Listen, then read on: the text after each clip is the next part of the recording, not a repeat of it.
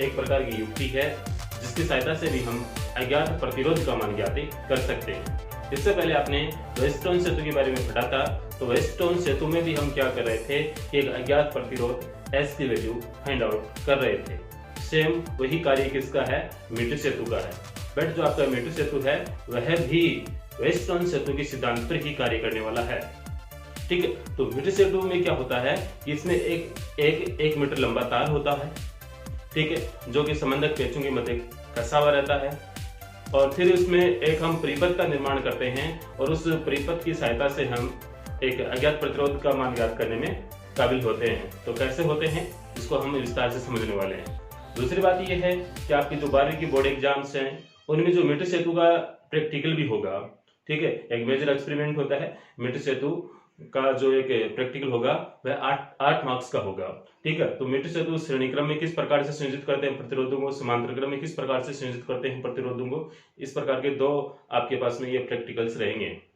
ठीक है, तो वो हम प्रैक्टिकली टॉपिक है वो प्रैक्टिकल में सीखेंगे। उसके लिए हम एक अलग से वीडियो डालेंगे मीटर सेतु ब्रिज के एक्सपेरिमेंट के लिए, इसमें आपको पूरा डिवाइस वगैरह पूरी कार्यविधि किस प्रकार से ज्ञात किया जाता है प्रैक्टिकली आपको बताया जाएगा उस वीडियो में। बट अभी आपको यहाँ पर थ्योरेटिकली पढ़ना है। ठीक है, मीटर सेतु कैसा है, तो इधर पिक्चर आ रही है, इधर पिक्चर आ रही है, उसको आप देखें। ठीक है, तो ये जो पिक्चर है ये आपकी किसकी है, मीटर सेतु की है।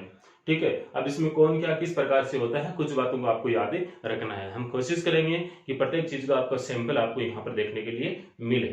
ठीक है, तो सबसे पहले हम बात करते हैं मीटर सेतु की डेफिनेशन की। तो मीटर सेतु की डेफिनेशन क्या है कि वह युक्ति जो वेस्टर्न सेतु के सिद्धांत पर कार्य कर किसी अज्ञात प्रतिरोध का मान ज्ञात करने के काम आती है, मीटर सेतु कहलाती है।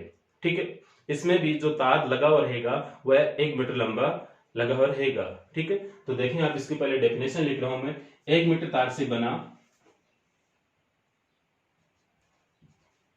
1 मीटर तार से बना वह परिपथ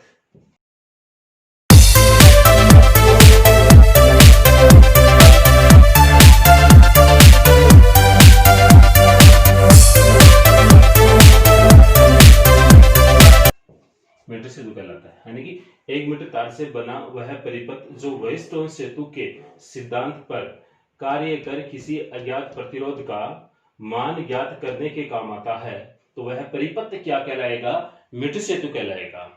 ठीक है, अब इसकी बनावट की बात करेंगे हम सीधे। बनावट क्या है इसकी, बनावट देखें, और इसकी बनावटें देखें।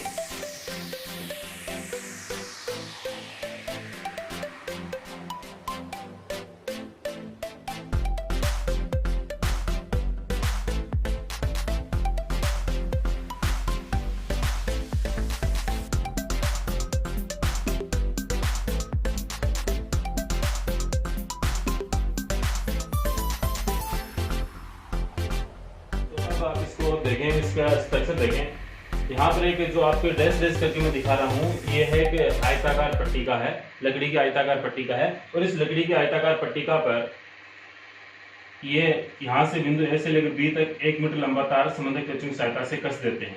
यहाँ पर एक एल आकार की तांबे की पत्ती है और इधर इस सिरे पर भी एक एल आकार के तांबे की पत्तियां हैं। इन दोनों एल आकार की तांबे की पत्तियों के मध्य एक हम आयताकार पट्टिका इस प्रकार से संबंधित पेचों की सहायता से कस देते हैं। ठीक है, और इन दोनों पेचों के मध्य एक प्रतिरोध बॉक्स यानी कि आरबी यानी रेजिस्टेंस बॉक्स को संयोजित कर देते हैं 2 तार लेकर, और प्रतिरोध दोनों सिरों पर हम इसको टाइट कर देते हैं। यहाँ पर हम वह तार लगाते हैं जिसका हमें प्रतिरोध का मान ज्ञात करना होता है, यानी कि अज्ञात प्रतिरोध को संयोजित कर देते हैं। और जो आयताकार पट्टिका होती है इसमें एक यहाँ पर बीच में एक मध्य जो पेच होता है, उस मध्य पेच से एक वायर को लेकर उसको धारामापी जी से संयोजित करके फिर जो कि जे से उसको संयोजित कर देते हैं इस प्रकार से। ठीक है, तो ये धारामापी है, धारामापी का दूसरा सिरा जो कि जे से संयोजित कर देते हैं।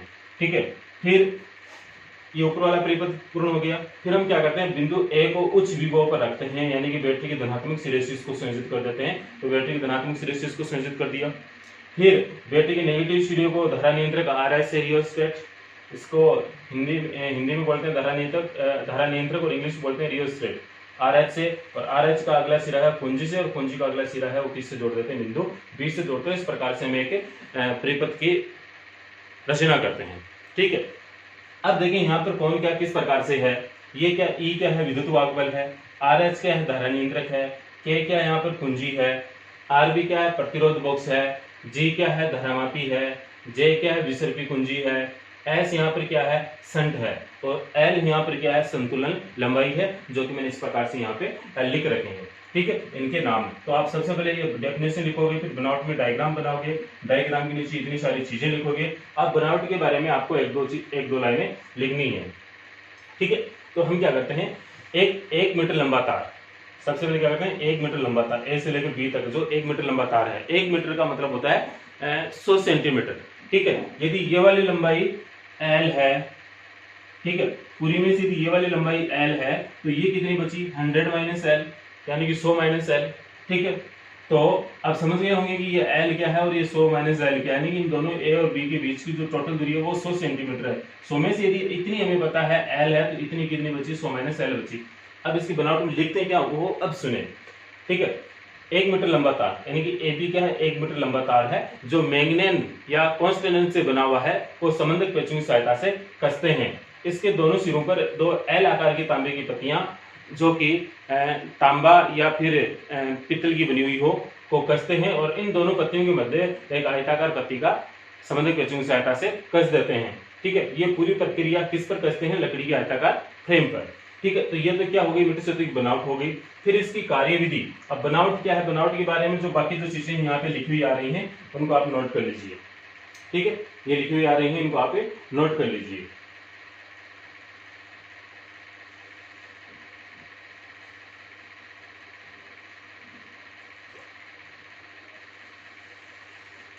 अब मीटर सेतु की कार्यविधि या सिद्धांत।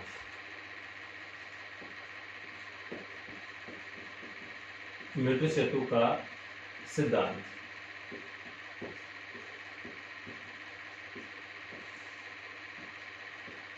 ठीक, मीटर सेतु का सिद्धांत। सर्वप्रथम क्या करते हैं, कुंजी K में, सर्वप्रथम कुंजी K में डॉट लगाते हैं। ठीक है, डॉट लगाकर परिपथ को क्या करते हैं, पूर्ण करते हैं। सर्वप्रथम कुंजी K में डॉट लगाकर परिपथ को पूर्ण करते हैं। ठीक है, परिपथ को पूर्ण कर दिया, फिर विसर्पी कुंजी J को बिंदु A व B पर रख कर देखते हैं, यानी रख देते हैं, रख कर देखते हैं कि बिंदु A पर यदि आपने इसको रखा, यहाँ पे इस जोकी को यहाँ पर यदि इस तार पे आपने यहाँ पे रखा, तो ये आपका जो धारामापी है, जो सामान्य रूप से यहाँ पे रहता है, जीरो वाली कंडीशन पे रहता है, तो ये इधर विक्षेपित हो रहा है या इधर विक्षेपित हो रहा है। ठीक है, तो आपने बिंदु A पे रखा, तो आपने ये मान लिया कि ये धारामापी का जो संकेतक है शून्य से इस साइड विक्षेपित हो रहा है।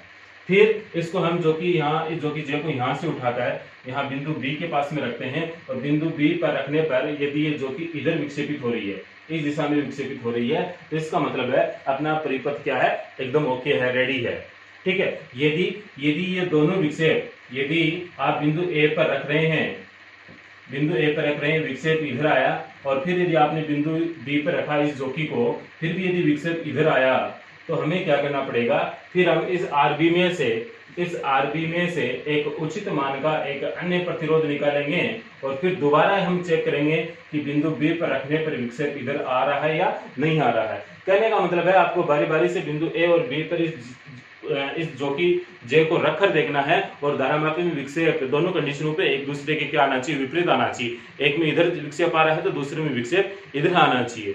ठीक है, यदि ऐसा है तो फिर हम इसकी रीडिंग ले सकते हैं।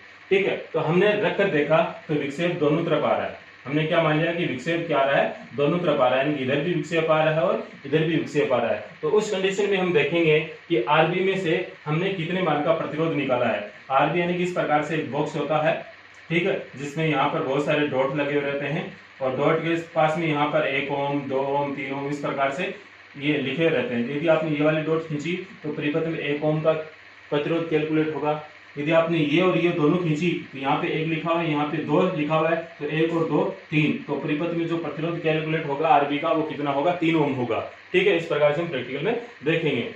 ठीक है, तो फिर आपने आरबी में से उचित मान का प्रतिरोध निकाल लिया। प्रतिरोध निकालकर हम क्या करेंगे, फिर इस विसर्पी कुंजी को इस तार पर हम खिसकाएंगे, रगड़कर नहीं खिसकाएंगे, ऐसे रखेंगे, यहाँ रखा, यहाँ रखा, यहाँ रखा, यहाँ रखा। रखने पर आपको क्या देखना है, आपको इस जी को देखना है कि हमें वह कंडीशन फाइंड आउट करनी है कि हमारा जो धारामापी का जो संकेतक है वह कहाँ रहे, शून्य पर रहे। ठीक है, यदि आपने यहाँ पे रखा, ठीक है, थोड़ा सा ये संकेतक यहाँ है, थोड़ा सा आगे किया, तो आगे कर हम वह वाला पॉइंट इस पे डिफाइन करेंगे जिसपे आपका ये संकेतक क्या आ जाए, शून्य पर आ जाए। ठीक है, जिस कंडीशन पे संकेतक शून्य पर आ जाता है उस पॉइंट को हम क्या डिनोट कर देंगे, सी। यहाँ पर 1 मीटर लंबी एक स्केल भी लगी हुई रहती है, उस स्केल की सहायता से हम ये डिनोट कर लेंगे कि आपने तार के किस बिंदु पे इस जो कि जे को रखा। ठीक है, तो वह हम लंबाई यहाँ पर देख लेंगे, जो स्केल लगी हुई रहती है यहाँ पे स्केल, तो उस स्केल में हम नोट कर लेंगे, मान लेते हैं कि 40 पर आया। ठीक है, ये जो कि आपने 40 पे रखा, तो ये यहाँ पर धारामापी में जो विक्षेप आया वो क्या आया, शून्य आया। तो 40 यहाँ पर क्या हो गई, संतुलन लंबाई हो गई, बैलेंसिंग लेंथ हो गई। ठीक है, तो एल का वैल्यू कितना आ गया, 40 सेंटीमीटर आ गया। ठीक है, तो इस प्रकार से हमें एक फॉर्मूला यहाँ पर डिराइव करना है, उस फॉर्मूले में आपको देखना है कि किस प्रकार से हम करते हैं। ठीक है, मीटर सेतु का सिद्धांत है, इसकी भी यहाँ पे जो लाइनें लिखी हुई आ रही हैं वो आप नोट कर लीजिए।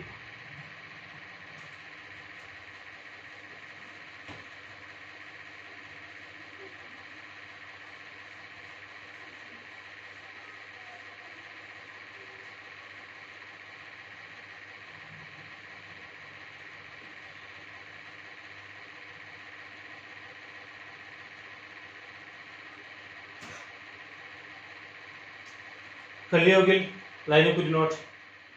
तो अब देखें इसके जो अब जो लिखा गया था उसके नीचे आपको क्या लिखना हो, देखें, यदि तार की एकांक लंबाई का प्रतिरोध RM माने तो L लंबाई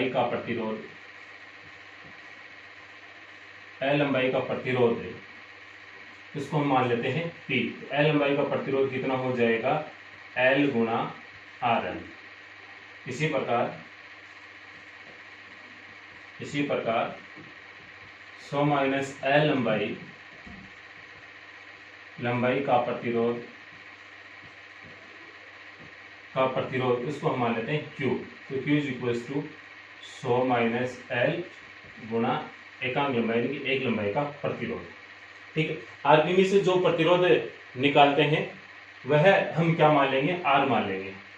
R is equals to RB में से निकाला गया प्रतिरोध।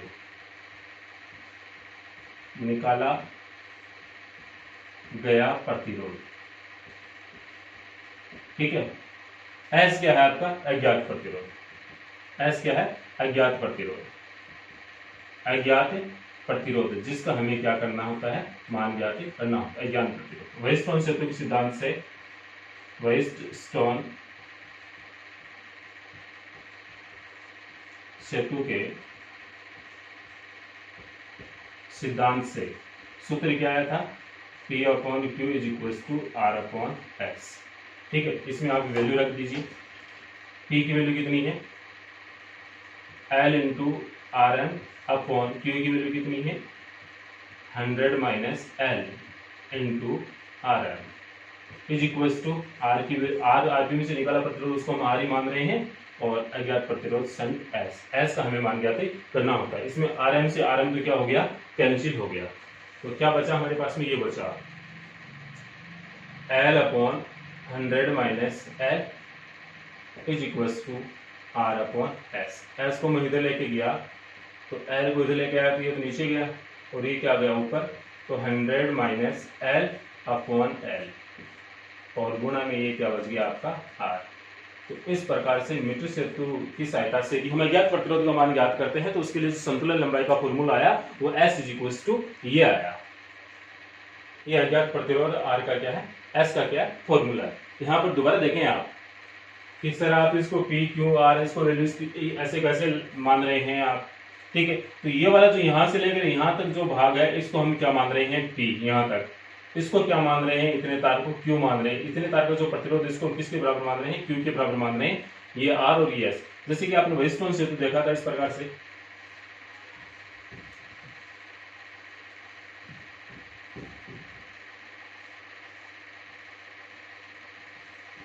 जी यहाँ पर कुंजी K2,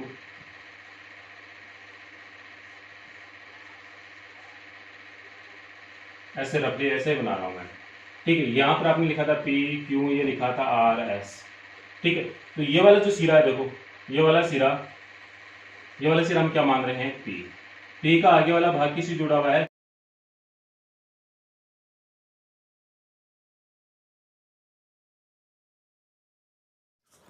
Q से जुड़ा हुआ है। और इसी प्रकार से RB को हमने क्या मान लिया, R, और S को तो S मान ही रखा है। और तो ये सब के सब क्या हैं, ये आपके जो व्हीटस्टोन सेतु की तरह ही जुड़े हुए हैं, ठीक है, जिनको आप चित्र में भली भांति देख सकते हैं। तांबे की पट्टियों का प्रतिरोध नगण्य माना। तांबे की पट्टियां यानी कि जो इस प्रकार से जो आयताकार और एल आकार की तांबे की पट्टियां थी, इनका जो प्रतिरोध है हम क्या मान लेते हैं, नगण्य मान लेते हैं। तो ये इनका प्रतिरोध नगण्य नहीं होता है, तो ये भी एक इसकी क्या है, कमी है। विसर्पी कुंजी को तार पर रगड़ कर नहीं चलाना चाहिए। यहाँ पे जो ये तार बंधा हुआ था, यहाँ पर एक एल आकार की और तांबे की पट्टियां थी, यहाँ पर हम एक जो कि जे चला रहे थे यानी विसर्पी कुंजी, इसको हम तार पर इस प्रकार से रगड़ कर नहीं चलाएंगे। यहाँ पे रखा उसको उठा के ऐसे रखेंगे और ज्यादा जोर भी नहीं डालेंगे। इससे क्या होता है कि जो तार का जो अनुप्रस्थ काट क्षेत्रफल है वो बदल जाता है, ठीक है, और तार कटने की संभावना रहती है। इसलिए इसको विसर्पी कुंजी जे को तार पे सावधानी से चलाना चाहिए। फिर है तार में लंबे समय तक धारा प्रवाहित नहीं करनी चाहिए, यानी यहाँ पे बैटरी जुड़ी हुई है, कुंजी के लगी हुई थी, ठीक है, यहाँ पे धारा नियंत्रण भी था। तो यहाँ पर कुंजी है, जैसे आपने कुंजी डाली इसमें धारा प्रवाहित होगी, और आप यहाँ पर जे को ऐसे लगा के देखेंगे तो आप जल्दी देखें, ठीक है। तो यानी कि लंबे समय तक आप 5-4 मिनट तक लगातार इसमें धारा प्रवाहित नहीं करें। यदि ऐसा करते हैं तो ऐसा करने पर तार क्या हो जाएगा, आपका गर्म हो जाएगा। ये वाला जो वायर है क्या हो जाएगा, गर्म हो जाएगा। और गर्म होने से आपको पता है कि चालकों का यदि हम ताप बढ़ा देते हैं तो उनका प्रतिरोध क्या हो जाता है, बढ़ जाता है। तो यही खानी यहाँ पर होगी, तार में अधिक समय तक धारा प्रवाहित नहीं करनी चाहिए, जिससे तार गर्म हो जाएगा और उसका प्रतिरोध बढ़ जाएगा। ये भी क्या है, मेटल सेतु की एक कमी है। ये वाला फॉर्मूला आपको डायरेक्ट याद रखना है, ठीक है। इस पर हम न्यूमेरिकल भी करते हैं, ठीक है। न्यूमेरिकल में क्या होगा कि आपको एक आरबी का मान दिया हुआ रहता है, संतुलन लंबाई एल का मान दिया हुआ रहता है, इन दो का मान दिया हुआ रहता है, और आपको अज्ञात प्रतिरोध एस का मान पूछा जाता है, ठीक है। आरबी का मान, चलो मैं आपको क्वेश्चन दे रहा हूँ एक। आरबी का मान मैंने दे दिया 5 ओम दे दिया, ठीक है। 5 ओम का प्रतिरोध बॉक्स में से 5 ओम का प्रतिरोध निकालते हैं, जिसके लिए संतुलन लंबाई एल है वो 40 सेंटीमीटर प्राप्त होती है। तो अज्ञात प्रतिरोध एस का मान ज्ञात कीजिए। तो आप सीधा क्या करोगे, S is equals to 100 minus L. L का मान यानी संतुलन लंबाई कितनी दे रखी है आपको, 40 सेंटीमीटर। यहाँ पे क्या रख दोगे आप, 40 बट्टा एल का मान 40 है, गुणा आर का मतलब है आरबी में से, यानी कि प्रतिरोध बॉक्स में से निकाला गया प्रतिरोध कितना है, 5, तो गुणा 5। एस का मान कितना आ गया, आप कैलकुलेट कर सकते हैं। एस का मान किस में आएगा, ओम में आएगा, ठीक है। तो इस प्रकार के न्यूमेरिकल यदि आपको मिले बुक्स में तो आपको उनको ट्राई जरूर करनी चाहिए। और बस इस वीडियो में इतना ही, और वीडियो देखने के लिए आपको थैंक यू।